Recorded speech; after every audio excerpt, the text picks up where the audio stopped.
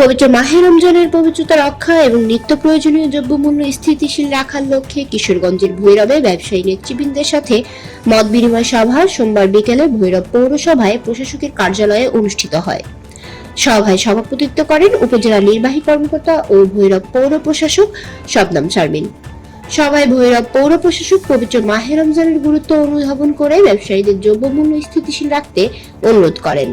তিনি বলেন, আমাদের দেশে রোজার সময় দ্রব্যমূল্য ঊর্ধ্বমুখী হয়, যেখানে অন্য দেশে দ্রব্যের মূল্য স্থিতিশীল রাখা হয়।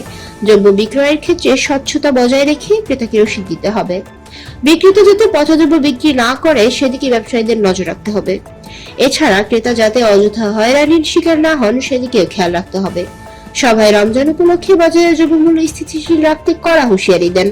সভায় ভৈরব পৌর নির্বাহী কর্মকর্তা মোহাম্মদ ফারুক, পৌর নির্বাহী প্রকৌশলী আরিফ সরওয়ার বাতেন, ভৈরব চেম্বার অব কমার্সের সহসভাপতি আলহাজ জাহিদুল হক জাবেদ, সহযোগী পরিচালক সাংবাদিক আব্দুর রউফ, পরিচালক তানভীর আহমেদ, আরাফাত ভুইয়া, ভৈরব ঔষধ ব্যবসায়ী সমিতির সভাপতি আকরাম হোসেন চৌধুরী, এসসিটিভির ভৈরব প্রতিনিধি খায়রুল ইসলাম সবুজ, দৈনিক মানুষ পত্রিকা বাংলাদেশ প্রতিনিধি সোহানুর রহমান সোহান, আনন্দ টিভির ভৈরব প্রতিনিধি আরিফুল ইসলাম মামুন, মুভি বাংলা টিভি ভৈরব প্রতিনিধি কাউসার মাহমুদ সহ বিভিন্ন প্রিন্ট ও ইলেকট্রনিক মিডিয়ার সাংবাদিক এবং পৌর শহরের পাইকারি ও খুচরা ব্যবসায়ী প্রতিনিধিরা উপস্থিত ছিলেন।